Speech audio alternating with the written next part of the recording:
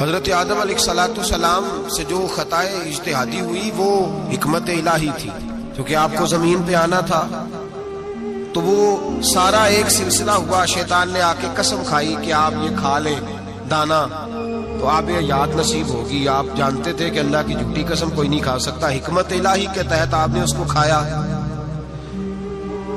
مشکاہ شریف میں موجود ہے، حضرت موسیٰ علیہ السلام نے ایک دن کہا حضرت آدم سے کہ نہ آپ وہ گندم کا دانہ نہ پھالا آپ کھاتے درخت کا، اور نہ یہ سارے معاملات ہوتے۔ تو حضرت آدم نے کہا بھئی یہ تو اللہ کی حکمت تھی، دنیا کیسے آباد ہوتی ہے اگر میں یہ کام نہ کرتا، اور رب نے مجھے بنایا ہی دنیا کے لیے تھا۔ جب بنانا چاہا تو فرمایا وَإِذْ قَالَ رَبُّكَ لِلْمَلَائِكَةِ إِنِّي جَاعِلٌ فِي الْأَرْضِ خَلِيفَةً، میں اسے زمین کے لیے بنانے لگا ہوں۔ فرمایا مجھے تو حکمت پتا تھا، اس بات کا پتا تھا، لیکن بظاہر حضرت آدم علیہ السلام سے بھی خطا ہوئی، اجتہادی خطا جناب آدم سے بھی ہوئی، ان سے بھی خطا ہوئی، اور غلطی شیطان نے بھی کی۔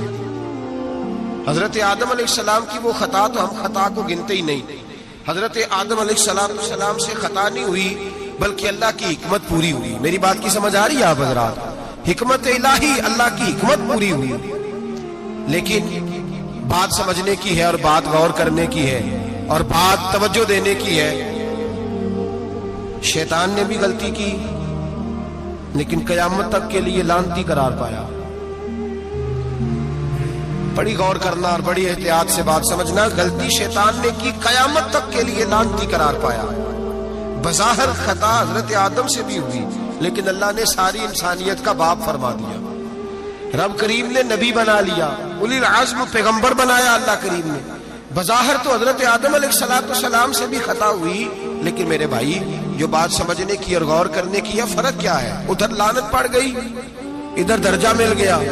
فرق اتنا ہے کہ شیطان نے خطا کی تو اللہ نے فرمایا تو بھول گیا ہے، تو کہنے لگا ابا واستکبر وکان من الکافرین، انکار کرنے لگا، اکڑنے لگا، ڈٹنے لگا خطا کر کے، انا خیر منہ، میں اس سے بہتر ہوں، یہ لفظ کہنے لگا۔ غلطی کی، غلطی مانا نہیں، فرمایا نکل جا، فخرج فإنک رجیم، تو لعنتی ہے قیامت تک کے لیے، گناہ کر کے ڈٹ گیا ہے۔ حضرت آدم نے خطا کی بھی نہیں، حکمت الہی پوری ہوئی، تو پھر بھی کہتے ہیں ربنا ظلمنا انفسنا وَإِن لَمْ تَغْفِرْ لَنَا وَتَرْحَمْنَا لَنَكُونَنَّ مِنَ الْخَاسِرِينَ۔ 500 سال تک جناب آدم نے آنکھ اٹھا کے آسمان کی طرف نہیں دیکھا، فرمایا مجھے حیا دی، میں اپنے رب کی نافرمانی کر بیٹھا ہوں۔ 500 سال دیکھا نہیں، اور دعا کیا مانگتے؟ کہتے ربنا ظلمنا انفسنا، اے اللہ میں اپنی جان پہ زیادتی کر بیٹھا ہوں، وَإِن لَمْ تَغْفِرْ لَنَا وَتَرْحَمْنَا، اگر تو نے معاف نہ کیا، تو نے ہی رحم نہ کیا، لَنَكُونَنَّ مِنَ الْخَاسِرِينَ، اے اللہ پھر تو میں بڑے نقصان والوں میں سے ہو جاؤں گا۔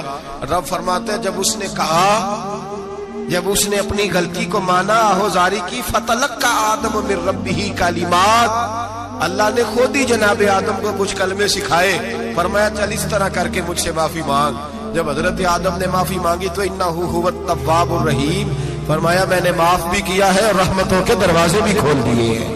بھائی ڈٹ گئے لوگ، غلطی کر کے لوگ ڈٹ گئے، خطا کر کے لوگ مانتے نہیں، جھوٹ بول کے نہیں مانتے، لوگ ڈٹے ہوئے ہیں، ڈٹے ہوئے ہیں، خطا کر کے ڈٹے، ناز کے ساتھ بتلاتے ہیں، فخر کے ساتھ بتلاتے ہیں، اپنی خطاؤں کا لوگ ڈھنڈورا پیٹتے ہیں، ڈھنڈورا پیٹتے ہیں۔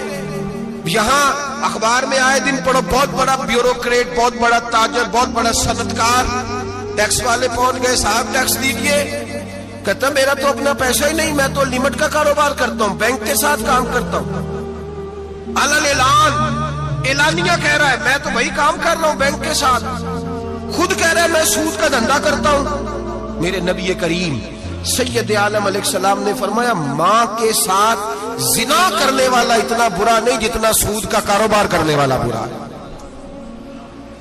اتنا بڑا جرم اور تو اعلانیہ بیان کر رہا ہے، ڈٹ کے بات کر رہا ہے تو اعلانیہ۔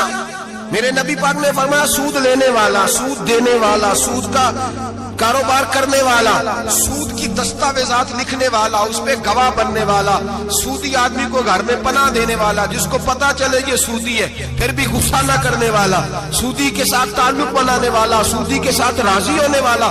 فرمایا جتنے لوگ بھی ہیں ان سب پر خدا کی بھی لعنت ہے، فرشتوں کی بھی لعنت ہے اور محمد مصطفیٰ کی بھی لعنت ہے. اتنا نحوست والا کام اور ڈٹ کے تو بیان کر رہا، شرم ہی نہیں آ رہی، حیا ہی نہیں آ رہی. اتنا تو برا فعل کرتا ڈٹ کے کہتا ہے وہ تو میرا تو جناب کا پیسہ ہی اپنا نہیں، میں تو سودی ہوں. حیا کر. لوگ گناہ کرتے اور فخر بھی کرتے، زیادتی کرتے اور فخر بھی کرتے، ظلم کرتے اور فخر بھی کرتے.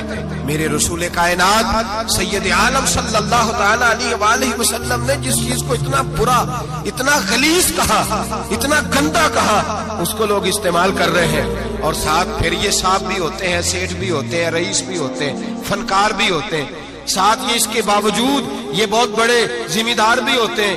اتنا غلط اور غلیظ کام کرنے کے باوجود لوگ فخر کا مظاہرہ کرتے ہیں. یاد رکھیں اور یاد رکھیں اور پھر یاد رکھیں، انسان اگر کبھی ناز کرے گا تو اس وقت کرے گا جب اللہ اسے اپنی رحمت عطا فرمائے گا، اور وہ بھی شکر کے انداز میں.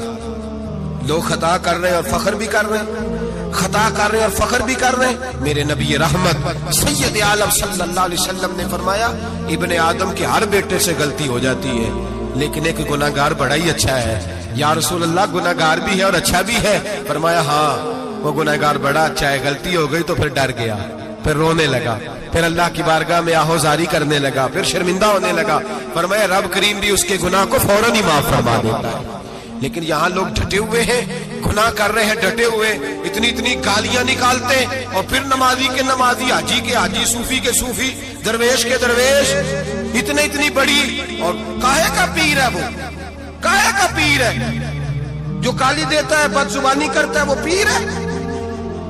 جو عورتوں کے ساتھ بے حجاب گھومتا ہے وہ پیر ہے؟ جو ننگے ناچ کرتا ہے وہ پیر ہے؟ کہتے ہیں ہمارے شیخ کی تو گالیوں میں بھی فیض ہے، خلاف پیغمبر کسے راہ گزیر. رسول اللہ کا دروازہ چھوڑ کے جو جہاں بھی جائے گا گمراہ ہو جائے گا. فیض صرف وہاں ہے جو رسول اللہ کے دین کی تابعداری کر رہا ہے. کس چیز کا نام، کس چیز کا نام؟ میرے نبی پاک نے فرمایا مومن کو گالی دینا فسق ہے، اعلانیہ گناہ ہے. سارا دن جس کی زبان پہ گند رہے گا وہاں سے فیض آئے گا؟ اتنا کچا عقیدہ نہ رکھو. ہر ملنگ کے پیچھے، ہر چور ڈاکو بدکار کے پیچھے بھاگنے لگتے ہو. احتیاط کا دامن تھامو. جس کی زبان پہ رسول اللہ کا درود ہوتا ہے وہ مرشد کامل ہوتا ہے، جو حضور کی حدیث اور قرآن کا مبلغ ہوتا ہے وہ شیخ ہوتا ہے. ایسے ہی ہر دم والے کے پیچھے بھاگ جانا، ہر پھوکا پھاکی والے کے پیچھے بھاگ جانا. لوگ گناہ کر رہے ہیں اور ناز بھی کر رہے ہیں، فخر کے ساتھ آ کے بتاتے ہیں وہ جی میں گیا تھا، بس حضرت جس کو گالی دیتے ہیں اس کا کام بن. میں نے کہا شرم کر، اٹھ کے چلا جا. ہم ایسی کرامت بھی سننا پسند نہیں کرتے، ہم نہیں پسند کرتے ایسی. اٹھ اور نکل جا. یہ کیسا شیخ ہے جو گالیاں دیتا ہے؟ بھئی گناہ کو لوگ باعث فخر بیان کرتے ہیں. بابا جی ہیں، حاجی صاحب ہیں، صوفی صاحب ہیں، دادا جی اور گالی دیتے ہیں. کیا مطلب ہے اس بات کا؟ گناہ کرنا، ناز کرنا. احتیاط کا دامن تھام کے رکھیں. گناہ ہوتا ہے. لوگ سارا دن غیبتیں کرتے ہیں، نام گپ شپ کا رکھتے ہیں، سارا دن لوگوں کی پگڑیاں اچھالتے ہیں اور شام کو کہتے ہیں آج. اور پھر ناز کے ساتھ، فخر کے ساتھ سب سے زیادہ علماء کا مذاق اڑایا جاتا ہے اور بہت سارے دیندار مذاق اڑاتے ہیں. پرہیزگار، ہمارے یہاں تربیت دی جاتی ہے کہ دوسرے کو برا کہنا ہے، ٹریننگ دی جاتی ہے کہ دوسرے کو غلط کہنا ہے، گالی دی جاتی ہے، علماء کے بارے میں سخت رویے رکھے جاتے ہیں.